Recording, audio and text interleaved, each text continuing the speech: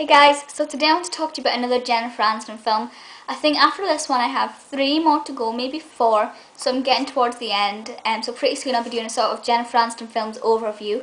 But today I'm going to be talking about The Good Girl. Now as you can see here, this is a really thin DVD, and this is another one that came from the sort of, like the Jennifer Aniston box set, which is such a bargain. It's really cheap and things. I think I talked about that more in my last Jennifer Aniston video. But the DVD itself was essentially released in 2002, so the film itself is 8 years old now, so it's not that old. But sort of put yourself in the view of Friends season 8. That's sort of the Jennifer you're looking at. And this is a film about Jennifer's character, whose name's completely just gone out of my head. Justine. Her name totally went out of my head for a second there.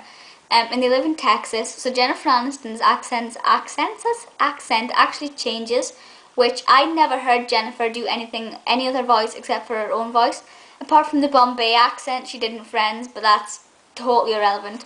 But yeah, so she's got a Texas accent. I don't know, what are people called when they come from Texas? I don't know. But she's got that accent, and most of them do, so that is really nice to hear that. It's a really nice accent. And basically, she's married to her husband, again, whose name I've completely forgotten, but it's really not important. He's an because this character really annoys me. He's one of those people, you know, he does drugs. He's a really scruffy man. He doesn't look like a nice person at all. Maybe looks will be deceiving, but you know, that's the sort of character I just didn't like him at all. But Justine works at the local like superstore type thing. I think it's like a sort of downgraded version of Asda type thing. And she sees this guy there who's I think I remember rightly 8 years younger than her, and they sort of fall in love straight away, or they have a relationship straight away. I don't know if you'd call it falling in love or not. It's sort of a judgment call. And then they start to have this affair. And obviously Holden, this guy's Holden. Did I say that? I didn't, did I? So Justine sort of starts an affair with Holden, and they go to this like motel every night and things. And obviously Justine's husband has no idea. But then you start to realise things about Holden, and you realise he's not quite right. And Justine's like, right, what do I do? Do I stay with my husband, you know, because he's a bit of a pig type thing? Or do I go with Holden, but something's not quite right here? And she sort of has to try and make up her mind about what she's going to do. And then there's a twist, which affects her decision, but I'm not going to tell you the twist, obviously. But there's quite a lot of things that are twisted in not twisted as such, but there's a lot of things that you didn't expect in the film. It's an hour and 40 minutes long, I think, if I remember rightly. 89, no, it's an hour and 29 minutes. And it's this, within the first 10 minutes, I think 2 things had happened that I just didn't expect. It didn't take me that long to get into this. As I said with my last film review, it took me like 40 minutes or something to get into this. But this one, 10 minutes in, and I loved it completely. It's such a good film. It's one of those films that you connect with just straight away. My camera squint.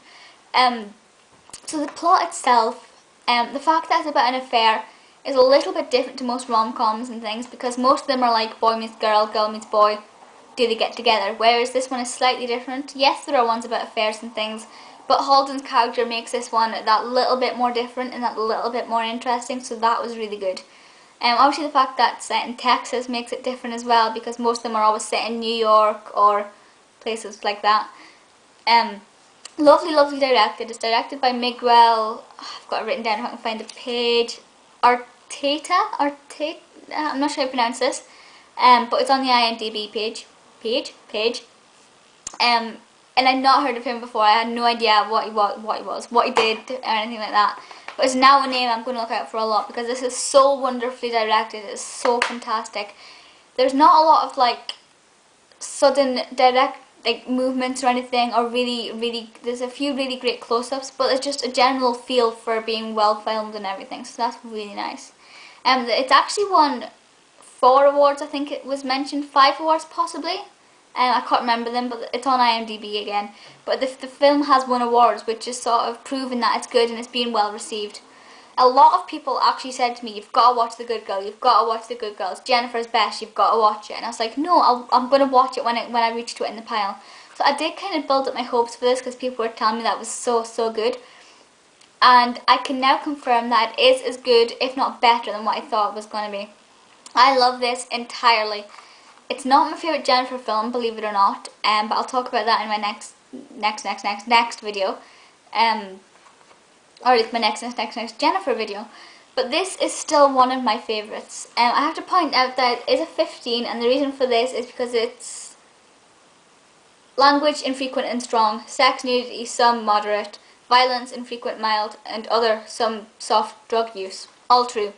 So it is not suitable for a younger audience than 15, but if you can watch it or you can get hold of it, it's definitely worth it. If you're a fan of Jennifer, then go and get it, because you will love it. She's fantastic in it.